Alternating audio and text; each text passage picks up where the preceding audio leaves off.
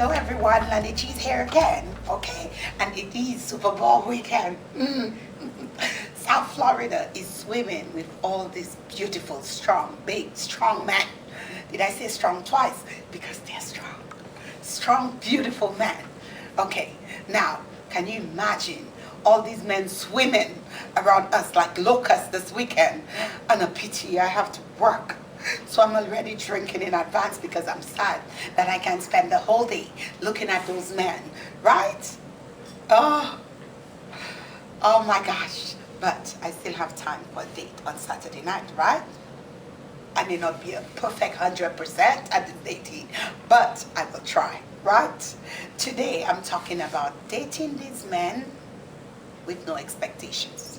No expectations whatsoever, no disappointments. We assume that if we do date them and we have no expectations, at some point, even if they do disappoint us, we are not so sad because we had no expectations to begin with.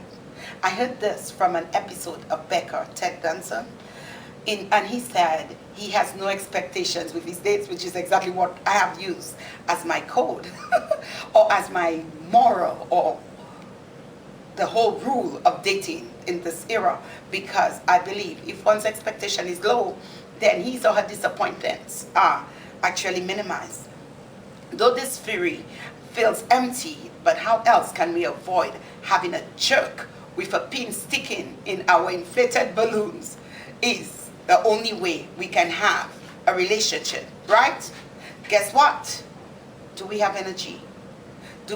Why should we put the energies that we have in these relationships when we know for a fact that they're going to put a pin into our balloons and deflate it?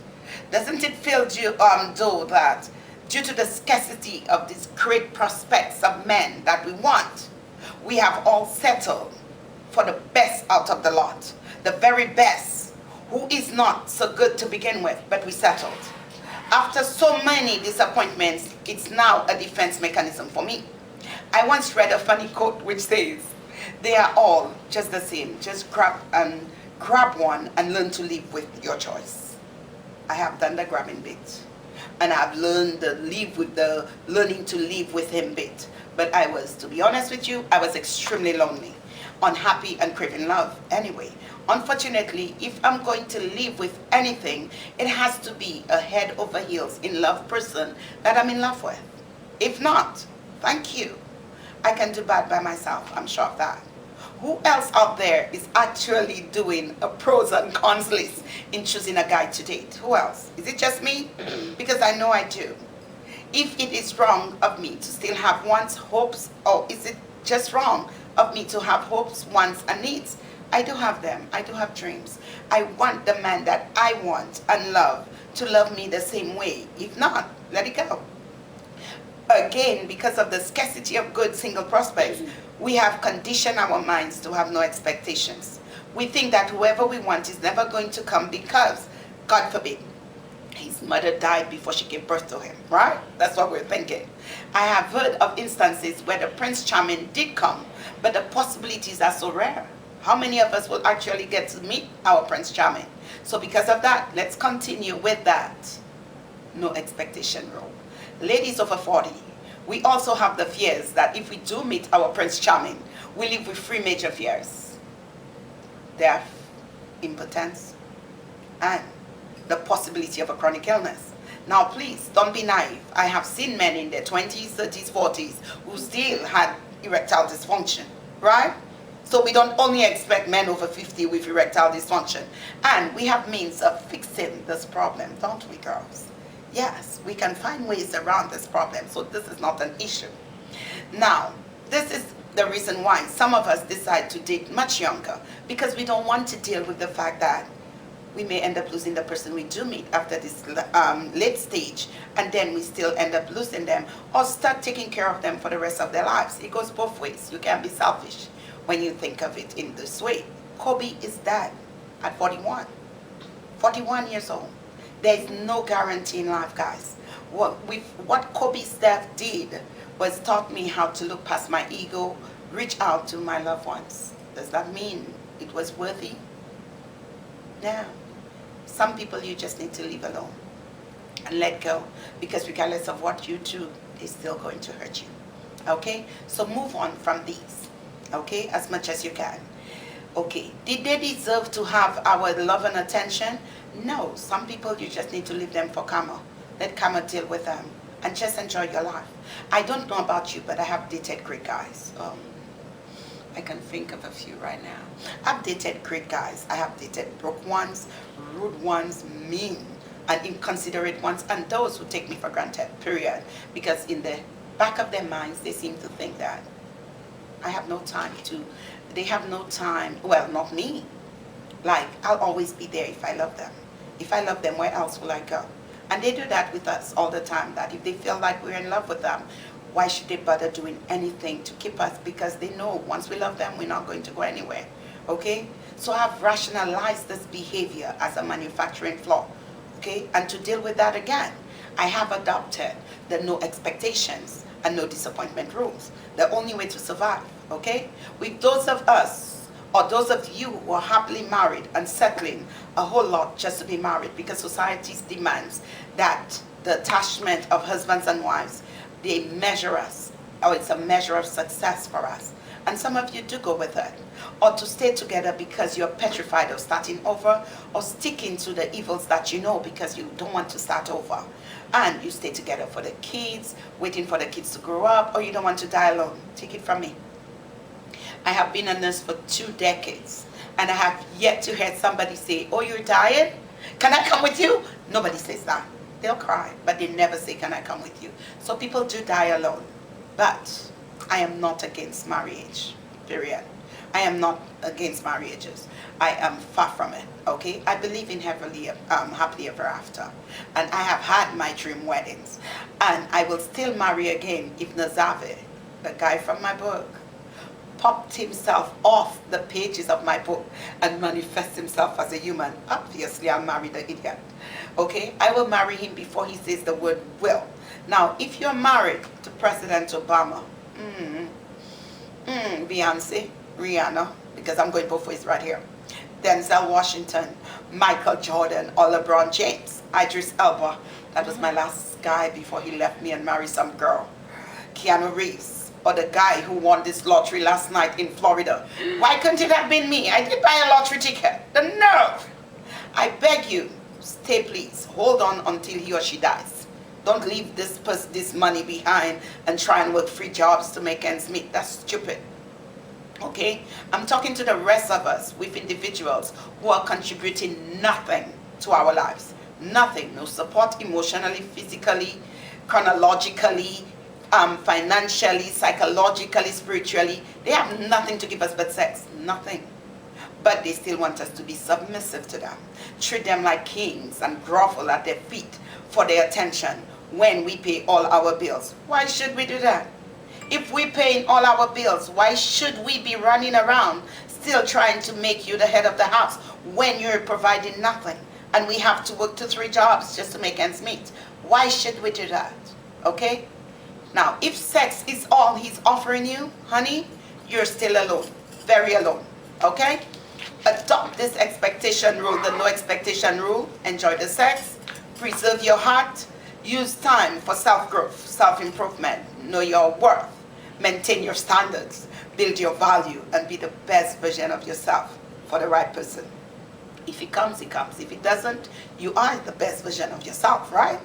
Go back to school, find a hobby. Go buy my book and read it and explore your sensuality, right? That Forbidden Encounters. Go read that book, okay? Travel, meet new people. If he does exist, he will come. If he doesn't, who cares? Again, you are living your best life. For those of us in love with the wrong ones, we know it is much harder to walk away than it seems. Trust me, I'm right there. We've tried. I have been doing this, trying to get away from a horrible relationship for months now, and it is still there. In my head, it still haunts me. I still sometimes gravitate to it. Maybe we shouldn't, but sometimes we have no control over it. Sometimes we will go above and beyond, even if they treat us like crap because we miss them. Again, stop it. This is where the good old self-love is required. Let it go. Let go and let God. We will not succeed if we allow loneliness and desperation to drive us back into bad relationships. And again, stop it. Maintain your standards. It is extremely difficult to do because we dare present ourselves with some microscopic bit of standards. Automatically, if we do, we are considered as difficult, full of ourselves, demanding and controlling. How dare us want more than nothing that they are willing to give us? We should just be happy with the glance, or that they're just glancing in our direction. That's all. Once we appear with the little standard thing, the men would gladly move on to someone else who will allow the status quo, meaning they require nothing, because that's what they want. The women who don't want anything from them than what they are willing to offer. Why do we need to pretend to be brainless just to be liked? Why? It is absolutely wrong to fall in love or is it absolutely wrong to fall in love with somebody who is giving us exactly what we're putting into our relationship? I don't know about you guys. I don't. What do you think? Because with me, if this is the case, I would prefer to be lonely as hell. Okay? So, with I don't know about you guys. Let me know if my experiences are any different than yours. Okay? Now, I'm not saying that I expect everyone I meet to be bad. Absolutely not. There are lots of great single people around. They are all in the priesthood though. Gay men, retired, sick, recently widowed, married men, men in jail, and hopeless men on the street corners who are extremely nice to us, right? We do get them. But the single individuals we have dated are not planning to date you because they want a relationship. They want no attachment. They just want a booty call. If you listen to my previous videos, you would understand. I don't do drive-bys, I don't do flings, and I don't do booty calls. So, and neither do I do a one-night stand. Okay, so if we sleep together, I will think we are an item. I'm so sorry.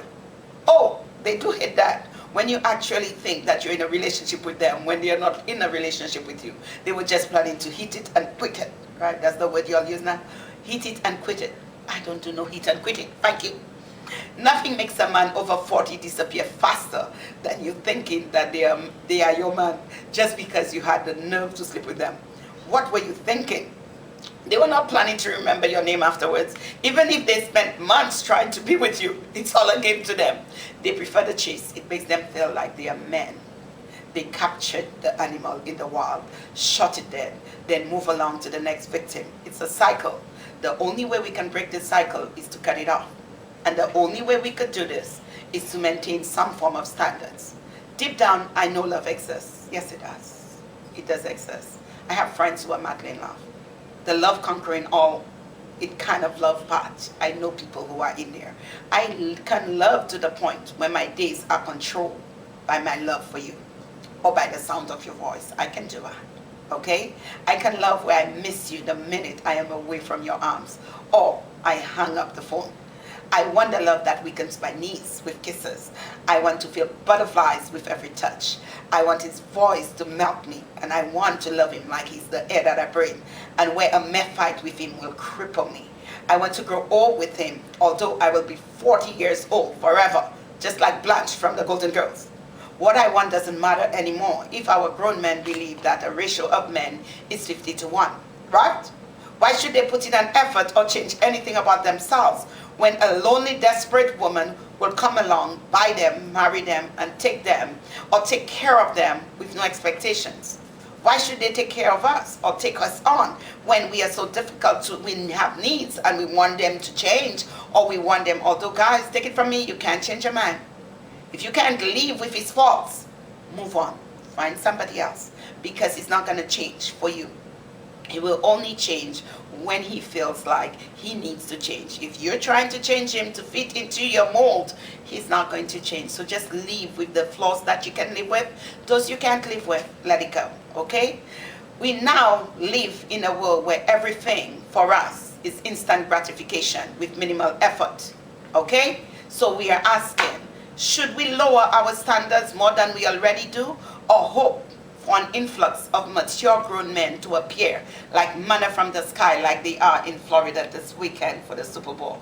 Now, We can always trail down the road and see if we find a few good ones, but trust me, the ones who are playing the ball are all the way in their lockdown under all the police protection that Florida decided to put them on. The nerve of them.